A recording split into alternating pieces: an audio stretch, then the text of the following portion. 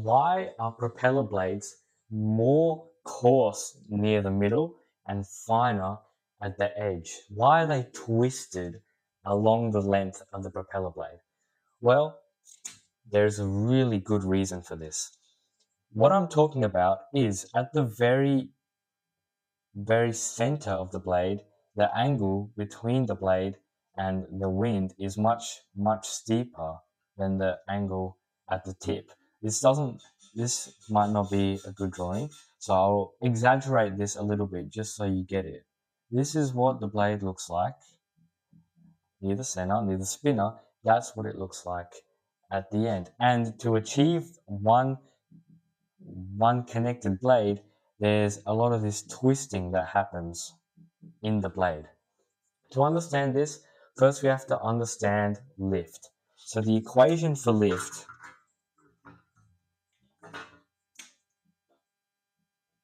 is half v squared CL, maybe not in the order that it's commonly written, but it's all the same here. So we have to remember that a propeller blade is just a wing. It's just a wing that rotates to propel the plane forward and generate thrust. Basically, thrust here is what lift would be to a normal wing. So to understand why they're twisted in the lift equation, we only have to look at two aspects of it. The velocity squared, the speed of the airflow, and the coefficient of lift.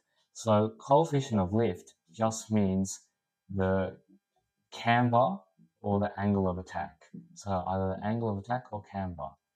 Camber is how thick and how curved the airfoil is. It's not so important for why it twists. What we care about more is the angle of attack. So just to refresh yourself, the angle of attack on a wing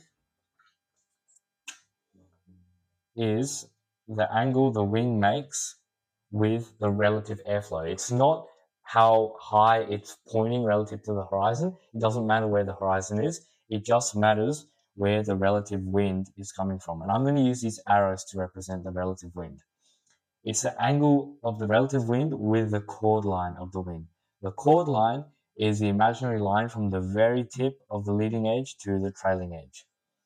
So if we create a mathematical, maybe physical diagram of what this looks like, here for this example, the relative wind is coming in somewhere like this, and this is the angle that we create. Let's call it about 35 degrees. Of course, these numbers are not very realistic, but I'm exaggerating them for visual purposes so you can better understand what these are. In reality, the numbers are really, really small and the change is very, very gradual. But here, let's just exaggerate things so it's more easy to understand. Right, so 35 degrees angle of attack here. We have to remember that if we change the angle of attack, the lift the wing generates also changes. Now, to understand why the wing is twisted, let's look at rotating stuff. Let's imagine a wheel on a car. Something like that. And it spins. What you realize is that the point really close to the center travels a much smaller distance than a point near the circumference. It's the same reason why on a 400-meter track, an Olympic track, it's the same reason why if you're closer to the middle, then you start behind the person on the outside and it keeps on going like that. The reason why is the distance here is really small. If this is the finish line, the distance is small. Here the distance is much larger, so you need to give them a head start so that final distances end up being the same. Now, if velocity, here we've got velocity there, if velocity is just distance over time, technically displacement, it doesn't matter for this context, distance over time, if in the same time the inside of the wheel travels a smaller distance than the outside of the wheel, or the runner on the inside lane travels a shorter distance than the runner on the outside, but they finish at the same time, then their velocities will be different. So if you imagine a wheel here and you just look at all the points in this specific bar of the wheel, and as it's spinning, you watch it turn around, you'll see that the point on the outside spins faster than the point on the inside. So if the time it takes is the same, then as the distance it travels increases, then the velocity has to increase. So what that means, a propeller is a spinning thing as well. If I create one here, propeller spinning like this, the points near the center are not traveling a greater distance compared to the points on the circumference. So the points on the outside of the blade travel much faster than the points near the middle. Okay, what this means is if you didn't change anything about the propeller blade and you just left it as one even wing spanning the length of the blade, more lift would be created on the outside because as velocity increases, lift increases as well with an exponential rate because its lift is proportional to velocity squared. So actually, as it's spinning, much more lift is generated on the sides than compared to the middle. And we don't really want that. So we want even lift generated across the whole propeller blade. The way we achieve that, we've got to change something about the propeller blades.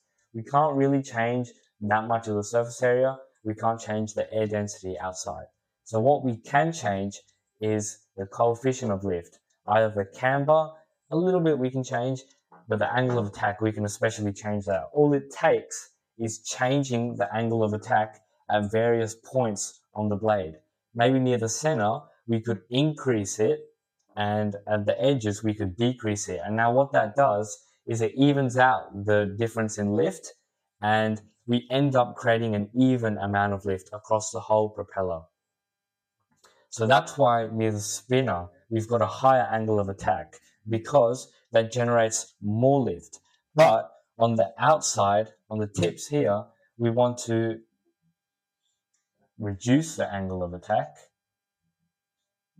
and that balances out the extra lift created based on the speed.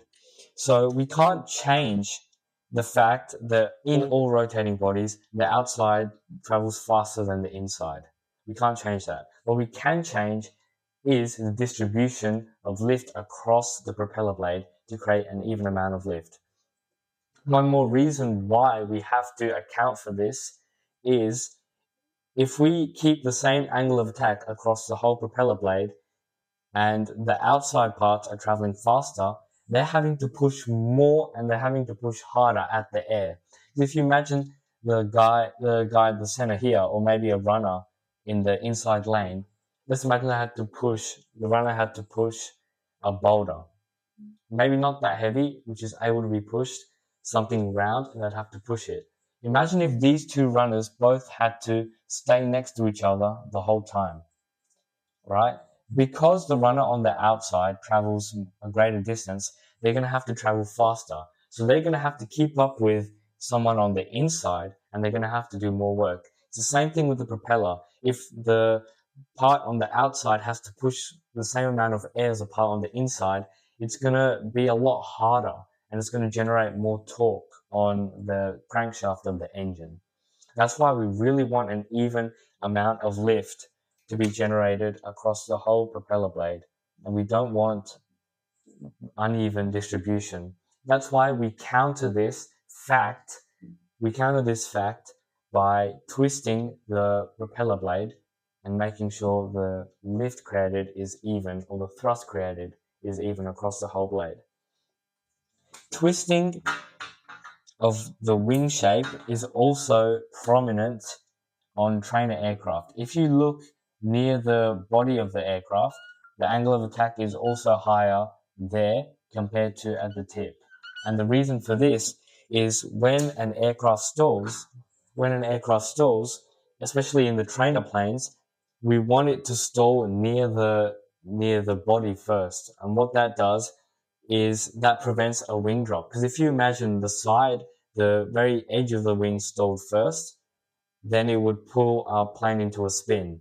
So trainer planes are specifically designed so the center of the wing near the body stalls first and it minimizes the risk of a spin.